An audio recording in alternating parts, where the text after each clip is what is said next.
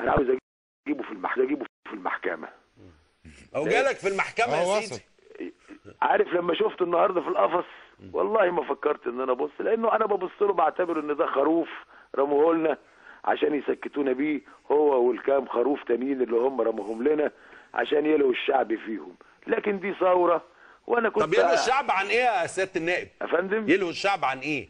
يلهوا الشعب عن الوضع اللي احنا فيه. امال الثوره هيلهوها بايه؟ هيلهوا الشباب بايه؟ انا كنت حابب انها كانت تبقى محكمه ثوره، ويجي واحد برضه زي المستشار المحمدي قنصوه يبقى هو يا سيدي رئيس المحكمه، بس تبقى محكمه ثوره، لان دي ثوره مش قضيه عاديه عشان يقف محامي هيضيع لي وقت والتاني يتنحى والتالت يقول لك لاعاده الاعلان. الكلام ده كلام ما يمشيش، ومش هنكتفي بان هم يرموا لنا كام خروف دول وخلاص. لا، ما ينفعش الكلام ده، ما ينفعش. امال ايه اللي ينفع؟ اللي ينفع ان دي ثوره يعني في ثوار، يعني في محكمه ثوره. وللعلم انا قلت ان الحاكم الضعيف دي فتنه، قمه الفتنه، واسفت كثيرا لما يحدث في مصر الايام دي. وماتش الكوره اللي حصل اول امبارح دي مأساة وفضيحه. العمليه مش عاوزه الفكر ده، دي ثوره يعني عاوزه فكر ثوري، يعني عمليه التطهير لازم تتم بطريقه احسن من كده واسرع من كده. التغيير لازم يكون فيه ثوار. هم فين الثوار؟ راحوا فين؟ راحوا فين الثوار؟ هو طلعوا في ميدان التحرير يوم الجمعه، هم مش شفتهم تاني؟ قاعدين بنسال هذا السؤال بقالنا كتير جدا. هو ده كلام ينفع؟ كلام ما ينفعش. العمليه عاوزه تتعالج بطريقه برضو في معالجه احسن من كده عشان اقدر استوعب الناس الثوار واللي عاوزين يركبوا الثوره. استاذ طلعت، عايزين نسالك استشاره قانونيه. اتفضل. بصفتك يعني ليك في القانون. او استشارتين. النهارده صدر قرار بالتحفظ على اموال سرور والشريف وعزمي واسرهم وكشف سريه الحسابات. القرار من المستشار عاصم الجوهري مساعد وزير العدل. وبالتحفظ على اموال الدكتور احمد فتحي سرور ورئيس مجلس الشعب وزوجاتهم واولادهم القُصّر، ومنعهم هم وزوجاتهم واولادهم القُصّر من التصرف في ارصادهم المصرفيه. في حد قال لنا ان هم ما عندهمش اولاد قُصّر، ولا هي دي الصيغه؟ لا، هي بتبقى صيغه بصفه انا عامه. قلت كده. مع العلم ان انا عاوز اقول حاجه. الجهاز ده نفسه، جهاز الكسب غير المشروع، انا في 2005 كنت تقدمت باستقاله مسببه في مجلس الشعب، قلت فيها يا اما تقبلوا استقالتي يا اما تاخدوني انا وحبيب العدلي وصفوت الشريف وزكريا عزمي وفاروق حسني الى جهاز الكسب غير المشروع. في 2005 لما الدكتور سرور احال الطلب ده للكسب غير المشروع، والله يا اخي في 48 ساعه فوجئت ان الجهاز ده بيرد بيقول ان كمال الشاذلي ده انضف واحد، وصفوت الشريف ده مفيش منه اتنين، وزكريا عزمي ده راجل ما حلتوش حاجه، والاخ حبيب العدل وقتها قال لك انا مفيش شعره اتهزت فيا، والاخ فاروق حسني يميها قال لك دي رسوماتي واعمالي الفنيه. حتى انا قلت له يا راجل ده بيكاسو الله يرحمه مات مديون للبقال والخضراتي ومكسور عليه الايجار، بقى بيكاسو يموت كده وانت معاك الملايين دي، ده كلام يا راجل؟ فلقيته في يوم بيوطي عليا كده بيقول لي على فكره ده بيكاسو كان ميت مستور، بس هو فان جوخ اللي كانت ظروفه ملطشه. هو بيوريك ان انت مش مثقف يعني. لا، ما مش عارف ظروف الفنانين ايه. لان انا اياميها لقيت ان عنده مراكب بتمشي في النيل وعنده قصر مش عارف فين وعنده حاجات تخض. فاللي انا عاوز اقوله الجهاز هو فعلا النهارده في الفتره اللي فاتت دي اختفى خالص، مش لاقيينه. شوف زهره الخشخاش فين هتلاقيه. انا غلطان ان انا سالتك. ده اتهام فاشل. طب ايه غلطتي انا؟ انت عارف انا اصلي برضه ما بتعلمش. يعني شوف انا عشره معاك كام سنه يا سياده النائب.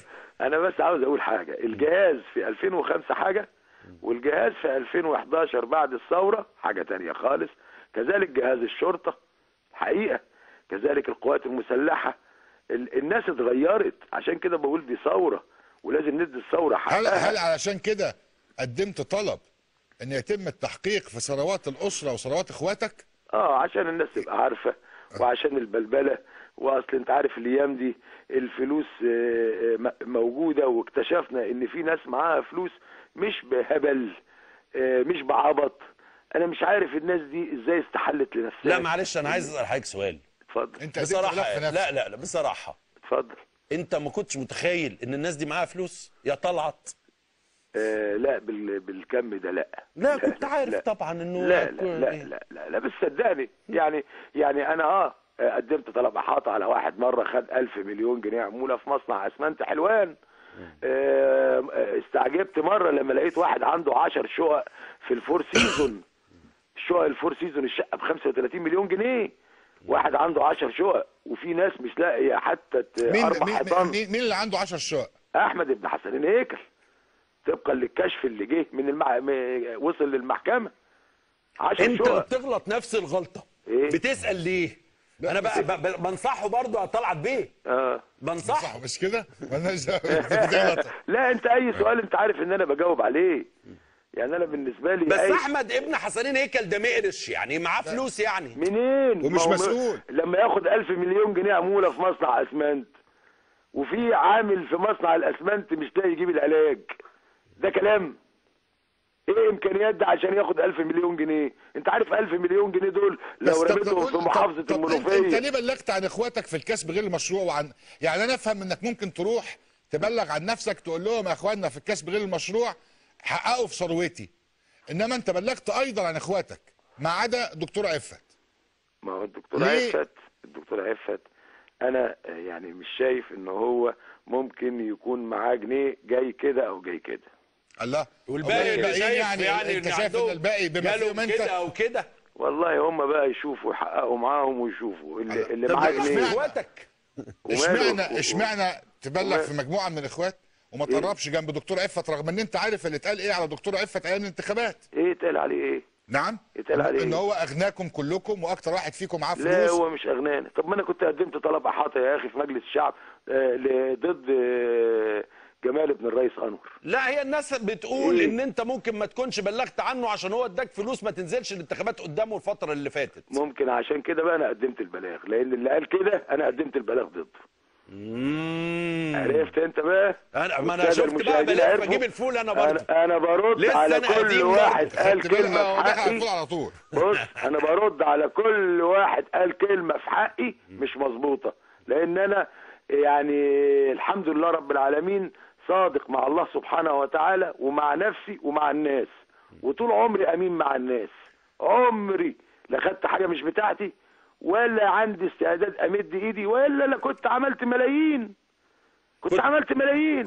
كلنا عملنا ملايين. لا انا كان قدامي الفرصه كتير وكانوا يتمنوا ان انا حتى مش هقول يا حزب وطني، ان انا اقول لهم بس كلمه رضا، والاخ محمد اخويا حبيبي قاعد جنبك هو يقول لك، لكن مش طلعت السادات. الحمد لله من فضل ربنا سبحانه وتعالى ان ايديا الاثنين نضاف، ولو في واحد اشرف مني يوريني نفسه. هتنزل الانتخابات اللي جايه؟ ان كان في انتخابات هتنزل؟ ان كان في يعني ايه ان كان في انتخابات طبعا، والجيش قال ان سبتمبر جانا وفرحنا به وهنعمل فيه الانتخابات.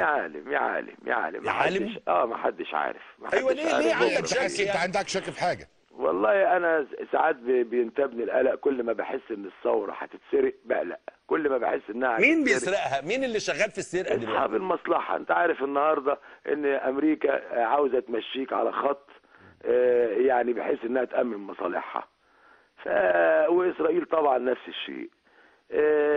في ناس عندها ساعات تتفاهم مع امريكا وتتفاهم مع اسرائيل قصاد ان هم يركبوا البلد ويتولوا الحكم في البلد، وفي ناس تقول لك ما يجراش حاجه لما نتنقل من نظام مبارك الى نظام اخر طالما ان المصالح الامريكيه هتمشي، وطالما ان الناس اللي هتيجي دي ممكن تعمل تنميه. زائد انه طبعا انت شايف الاخوان المسلمين كانوا جماعه طيبين وانا بحبهم وعشره وكنا متقبلينهم، فوجئنا بالجناح العسكري اللي طالع من عندهم اللي هم الجماعه السلفيين عاملين الفزاعه وبيخوفونا.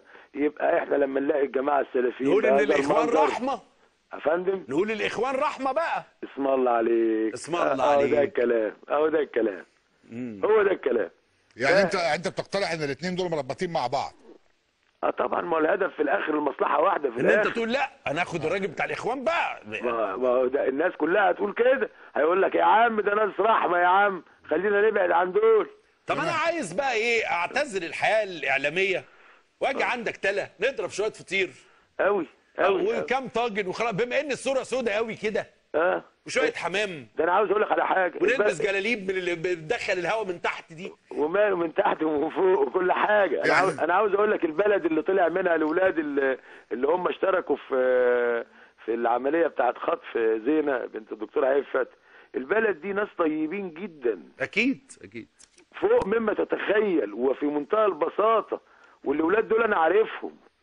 حاجه غريبه. ده انا بستعجب ازاي حاجه زي كده. وبعدين لو هم يعرفوا ان طلعت السادات حيلته جنيه كانوا فكروا يعملوها معايا، لكن هم عارفين. هم عملوها مع الغني. طب ما ده اللي قلته لك. طب ما انا بقول لك اذا انت بتتكلم مع راجل شريف، اذا بتتكلم مع راجل. واحنا برضه حد يقول حاجه على طلعت السادات يعني انا بسالك ده أنا لو كانوا خدوا عيل من عيالي كنت اقول لهم قعدوه شويه ويا ريت وهو راجع الكذبه بتاعت هيرجعوا لك وعليه فلوس. ده انت يعني ده انت استاذ يعني ما انا بقول لك ده رجعنا للسؤال الاولاني.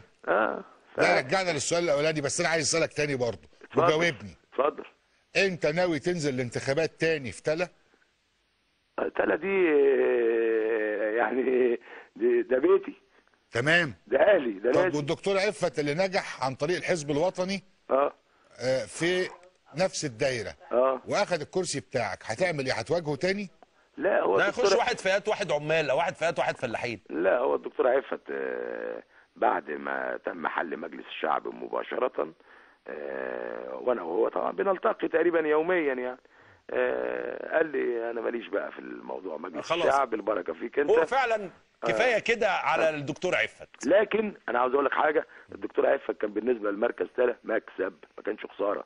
معلش البركه رغم فيك. ان هو جاي يعني قرارات اتكلم عنه براحتك. البركه فيك. انت اخوك اتكلم عنه براحتك. وكنت اتمنى ان الابطال انور ان هو كمان كان يخش المجلس مستقل، كنت اتمنى هذا. هيخش ان شاء الله. لكن أنور يعني انور واحد من احسن اخواتك. هم والله هم كلهم كويسين. لا انا بقول لك ان انور بالتحديد سياسيا انور من انضج الناس في اخواتك في الموضوع السياسي. انت فاكر مره زمان في البرنامج عندك، فاكر من كام سنه لما كنت انا وانور موجودين عندك، قلت لي ده تربيه الحاجه. ايوه قلت لك واخد ذكاء ابوه لقم امه. فاكر؟ عمري ما انسى. النائب طلعت السادات بنشكرك شكرا جزيلا.